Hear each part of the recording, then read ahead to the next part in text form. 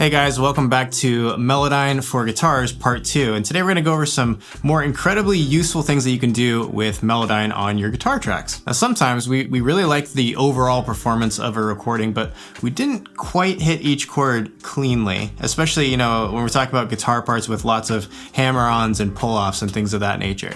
So did you know in this situation you can actually copy and paste notes from another chord to help patch those errors? So let's take a listen to this progression here.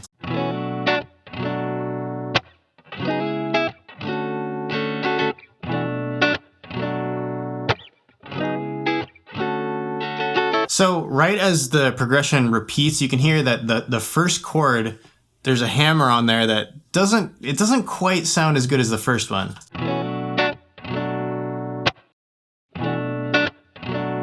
The two notes that I kind of hear need to be fixed are this one and this one here.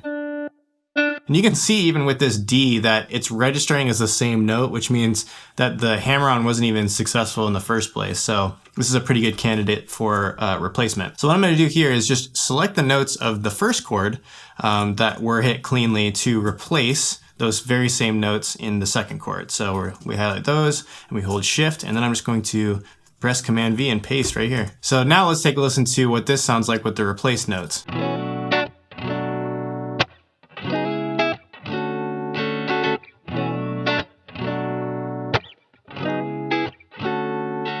And just like that, a little bit of magic. It's a super unique way of, either just enhancing or even saving a performance that you actually really like, save for, one little spot. So you finally swapped out those old guitar strings because you knew you wanted to record, but unfortunately the fret squeaking is so loud and so bad that it's distracting from the song itself. Well, Melodyne actually does an incredibly precise job at controlling these, so let's take a listen to this acoustic guitar track here.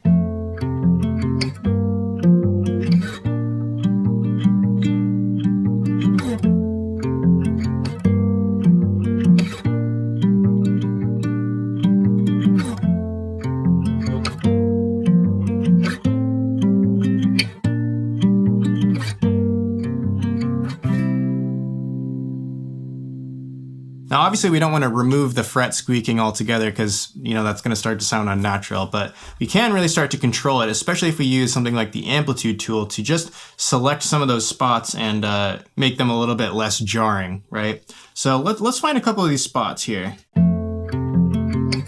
There's one there, so if we just reduce that, and maybe this one here. It's also kind of nice that Melodyne gives you a little preview of what the squeak is sounding like, so you can really hone in on the exact notes that need some reduction in volume. Maybe this one as well. So now that we've picked out a few of those problem areas, let's actually just take a listen to this and see if it's a little bit less distracting from the performance now.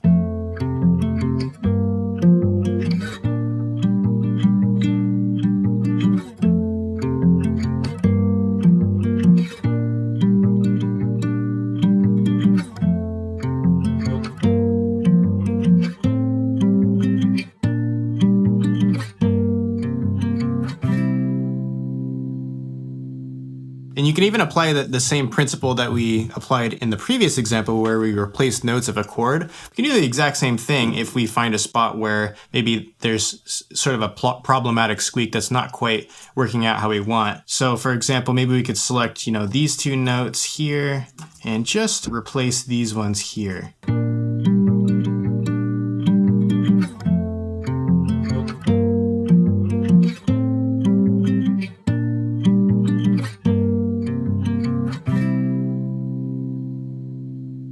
So it's really nice to be able to hone in and get surgical with how you handle those guitar squeaks. The other thing that I like about it too is that in the past, you might have used some sidechain compression of some sort, similar to a de-esser, to control parts of the frequency spectrum that the squeaks occupy. But the problem with doing that sometimes is that you end up controlling parts of the guitar performance that aren't squeaks at all. And so it ends up sounding a little bit weird. And so this is a really nice, precise way to get things sounding natural, but still super controlled. Another really cool idea to keep in your arsenal is Melodyne's ability to shape the envelope of a guitar track. And this is gonna be particularly useful for rhythm guitar tracks. So Let's take a listen to this little funky number here.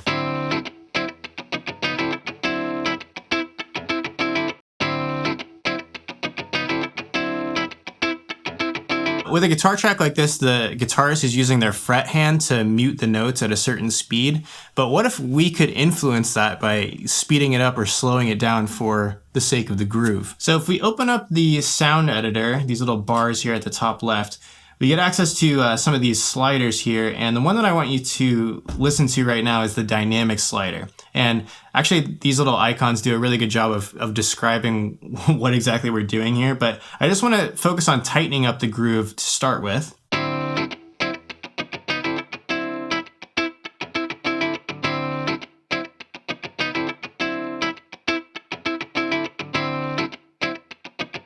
Now, if we go the other direction, we can actually open it up a little bit more, which is also a really cool effect that you can play around with.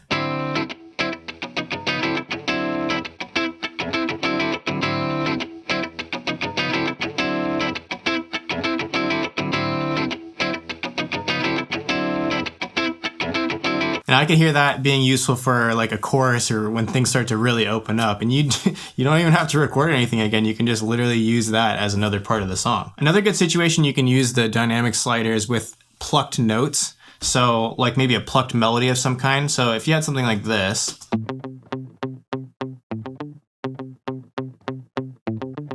Now we can start to influence that speed of the decay once again.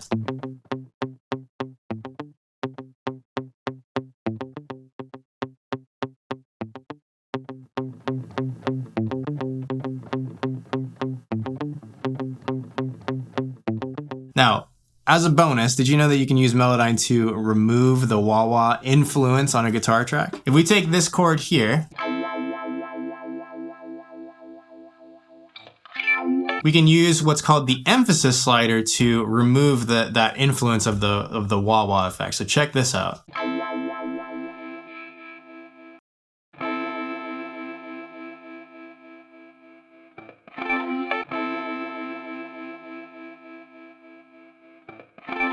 On the other hand, though, you can actually increase the influence of the wah-wah on the chord that you're working with by increasing the emphasis slider.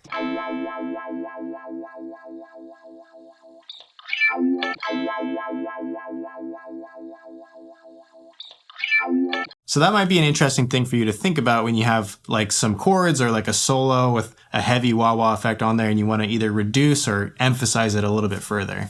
So Melodyne gives you so many powerful ways to be creative with your audio, and not just in terms of like fixing squeaks or fixing the tuning, but also enhancing and warping and shaping your sounds from the ground up. So thanks for watching, and we'll see you guys in the next video.